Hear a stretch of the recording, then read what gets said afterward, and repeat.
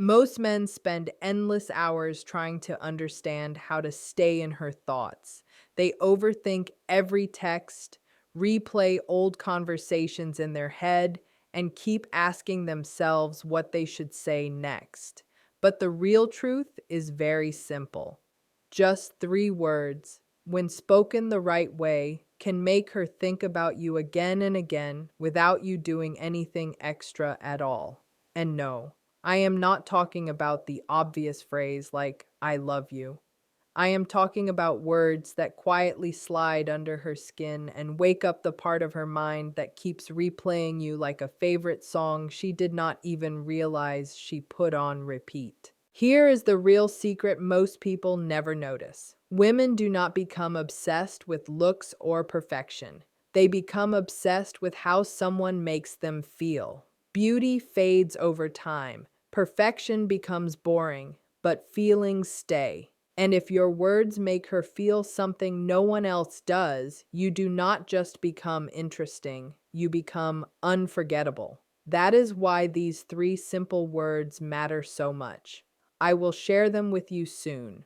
But before that, you need to understand why most men get this completely wrong. Most men believe attraction comes from doing more texting, more explaining, more chasing, more effort to prove they care. They think if they just show enough interest, she will finally feel the same way. But obsession does not grow from effort, it grows from impact. The right words do not just reach her ears for a moment. They stay in her mind long after the conversation ends. They appear when she is alone. They come back when she is quiet. They rise up when she least expects it. And before I give you these exact three words, stay with me until the end because I will also explain how to use them in a way that feels natural, not forced, not obvious, and not rehearsed. When used the right way, she never sees it coming, but she always remembers you. Imagine a woman thinking about you all day without you sending constant messages, without you chasing her attention, without you trying to become some perfect version of yourself. Just three simple words. That is all. Three words that, when used correctly, can be the difference between being just another man she forgets by tomorrow or the one who stays in her thoughts long after you go quiet. Let us clear something up right now. This is not a cheap trick. It is not a movie line. And it is definitely not a silly gimmick meant to control or manipulate her. This is real. It is rooted in deep psychology and in how attraction actually works beneath the surface. I am talking about the part of the mind Carl Jung studied for his entire life, the unconscious mind, that hidden place where real desire lives. Most people think attraction is logical. They believe it works like a checklist. He is handsome, he is smart, he is kind, he has a good job. Okay, I am interested. But that is not how it truly works. If it were that simple, dating apps would have solved love a long time ago. The truth is, the connections that move us the most are not logical at all. They are emotional. They are symbolic.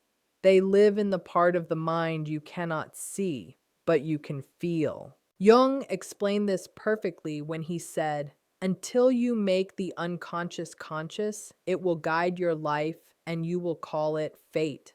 Think about that for a moment.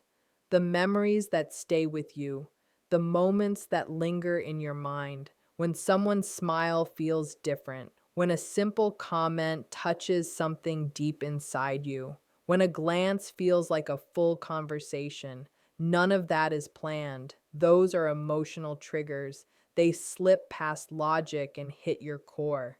They wake something inside you that you did not even know was asleep. This is where many men go wrong. They try to create that feeling by doing more messages, more checking in, more effort just to be noticed. But the harder you try, the less magnetic you become. Because true attraction does not come from effort. It comes from resonance, from the calm but lasting impression you leave behind. You create that when your words and your energy move past her conscious filter and go straight into her unconscious mind. This is exactly why those three words matter so much. They work because they are not just words. They are symbols. They place an image in her mind. They invite her into a quiet inner story she cannot help but imagine herself inside. And once that image settles into the part of her mind that holds emotion and meaning, you are no longer competing for her attention like everyone else. You enter a completely different space. You become the man she thinks about, even when she does not fully understand why. So here is my promise to you. By the end of this, you will not just know what to say, you will understand why it works on a deeper level. This has nothing to do with tricks and everything to do with psychology. This is not about making her obsessed for a few days and then disappearing. This is about creating a connection that pulls her emotionally and lasts because it touches something symbolic inside her.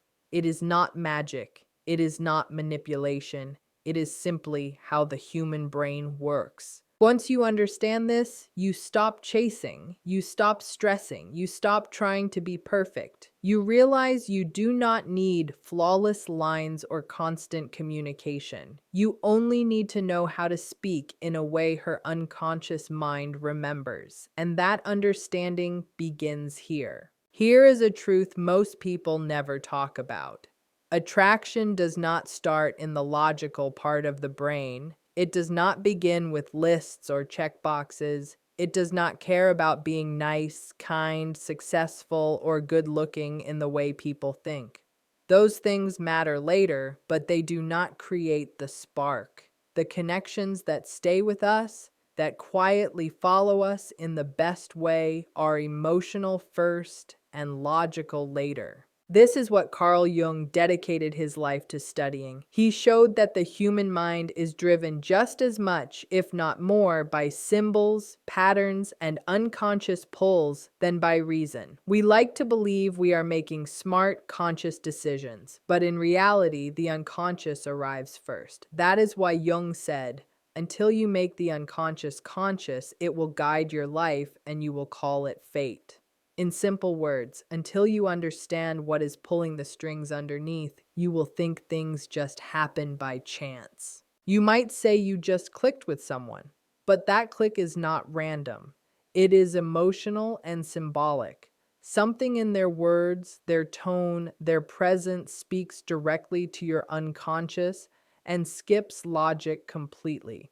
And this is where most men unknowingly block themselves from creating that kind of connection. Think about how most conversations begin. Something polite, something safe, something flat. "Hey, how are you? How was your day? Hope you are doing well." These lines are not bad. They are just invisible. They do not spark emotion. They do not create an image. They do not cut through the noise of her day. And if nothing you say stirs her emotionally, there is nothing for her mind to hold on to later. No hook, no replay. Here is something very important to understand. The mind does not store words. It stores feelings. You might not remember the exact sentence someone said years ago, but you remember how they made you feel in that moment. That is emotional anchoring. Without it, even a pleasant conversation fades into the same dull blur as everything else. The unconscious mind does not respond to perfect grammar, clean logic, or safe topics. It responds to symbols, images, and suggestion. That is why a single line with the right energy can be more powerful than dozens of long messages. Jung understood that what moves us most is often invisible to the rational mind. When your words carry subtle emotion, they slip past her mental guard. She is no longer replying just to be polite. She is replying because something in what you said touched an emotional thread she did not even realize existed. And once that happens, you already stand out. So if your goal is to leave an impression that lasts, you have to stop leading with empty, emotionless lines. The next time you talk to a woman you like, ask yourself a simple question. Does this create an image? Does it spark curiosity? Does it move an emotion? Or is it just filler? Because filler disappears, emotion stays.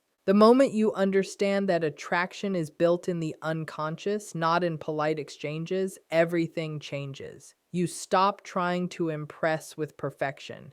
You start aiming for emotional resonance. That is when you move from being just another conversation to being the memory she keeps coming back to. Let us be honest, most conversations sound exactly the same.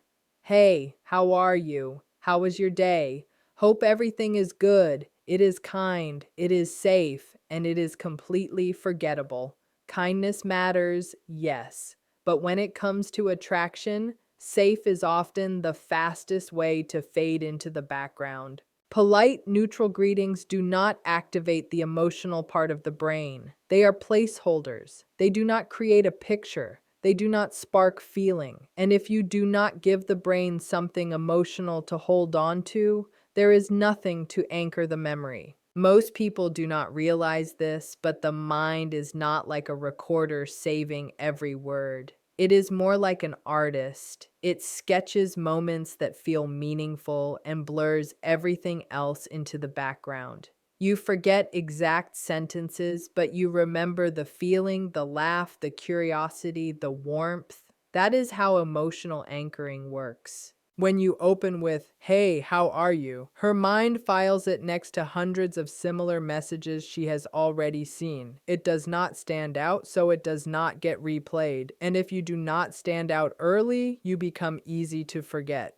Think about scent for a moment. Have you ever smelled a perfume or cologne and suddenly remembered someone from years ago? That happens because scent is directly linked to memory and emotion in the brain. Words work the same way. When they carry feeling, they connect to emotion. And emotion is what gets stored. So the problem is not that you reached out. The problem is how you did it. You spoke without meaning, without emotional weight, without intention. You filled space instead of creating impact. And the unconscious mind ignores empty noise. This is why the right three words matter. When spoken with calm confidence and the right timing, they create a feeling instead of just sound. They give her mind something to return to later. They leave a soft echo instead of a loud push. And that echo is what keeps you alive in her thoughts long after the conversation ends. When you finally understand this, you stop trying to force attraction. You stop chasing attention. You stop explaining yourself. You become steady. You become grounded. And your words start to carry weight. Not because you say more, but because you say less with intention. That is how you stay on her mind without effort. That is how you move from being forgettable to unforgettable. And it all begins with understanding how the unconscious really works and learning to speak to it in a way it cannot ignore. Image, without real emotional weight. You did not trigger the emotional wiring inside her. You did not create a moment she could actually feel inside her body and mind. And without that feeling, there is nothing solid for her thoughts to come back to later. Her memory has nothing to hold. And this is where everything slowly begins to change once you see it clearly. Because when you understand this, you realize that attraction is not about chasing attention or demanding responses. It is about creating moments that quietly remain, moments that look small on the surface but run deep underneath. Moments that her unconscious mind keeps replaying without her even noticing she is doing it. The human brain is wired to notice change. Anything that breaks a normal pattern, anything that interrupts the automatic rhythm of daily life, gets marked by the brain as important. This wiring exists for a reason. It comes from survival. Thousands of years ago, noticing something different could mean the difference between finding food or becoming food. The brain learned very early that difference equals attention, difference equals importance. That lesson never left us. Today, that same wiring still exists. It is just applied in a different way.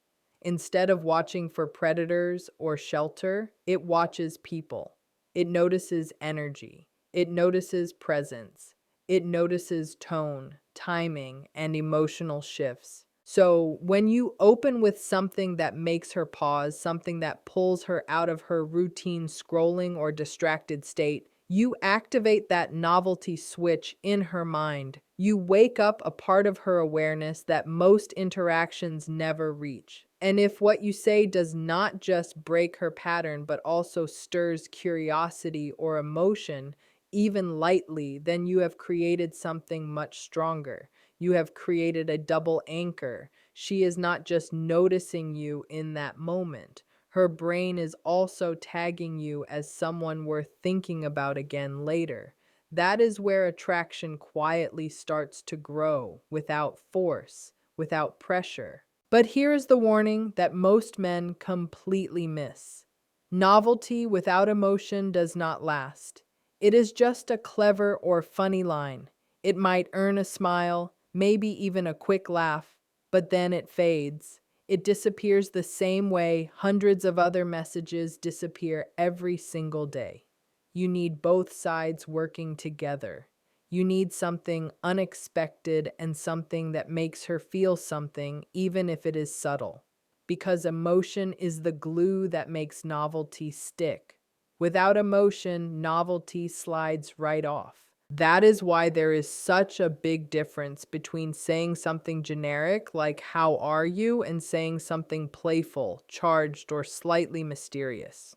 One blends into the noise of her day, the other slips past her guard and settles quietly into her memory. And in attraction, the moment you take up emotional space in someone's mind, the entire dynamic changes. You are no longer just another name on a screen. You are no longer just another message.